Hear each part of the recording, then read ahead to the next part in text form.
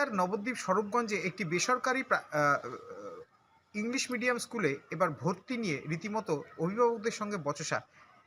তাদের দাবি, অভিভাবকদের দাবি দিনের পর দিন এই স্কুলে ভর্তির ফি তা কিন্তু বাড়িয়ে দেওয়া হচ্ছে। আর সে বিষয়ে অভিভাবকদেরকে না জানিয়েই হঠাৎ এরকম ফি বাড়ানো হচ্ছে। শুধু তাই নয়, আনুষঙ্গিক বিভিন্ন খরচও বাড়িয়ে দেওয়া হচ্ছে। বই খাতা কেনার পয়সাও কিন্তু রীতিমতো জোর করে চাওয়া হচ্ছে। আর এতে করেই দীর্ঘদিন ধরে এর আগেও স্কুলের কর্তৃপক্ষকে জানালে তারা কর্ণপাত না করায় আজ তারা বিক্ষোভে শামিল হন। যদিও পরবর্তীতে বিক্ষোভের ঘটনায় রীতিমতো স্কুল কর্তৃপক্ষের সঙ্গে তাদের একটি কথাবার্তা হয় এবং সাময়িক তার আ একটি সুরাহা বের হয়। তবেও এই ঘটনার পরিপ্রেক্ষিতে স্কুলের পক্ষ থেকে কোনো প্রতিক্রিয়া পাওয়া যায়নি। তবে অভিভাবকদের অভিযোগ যে তারা উচ্চতর যে সমস্ত ইংরেজি মাধ্যম স্কুলগুলি রয়েছে সেখানে পড়াতে না পারলেও এই ছোট যে ইংরেজি মাধ্যম স্কুলগুলি মফস্বলে গড়ে ওঠে সেখানে তারা পড়াশোনা করান তাদের বাচ্চাদের।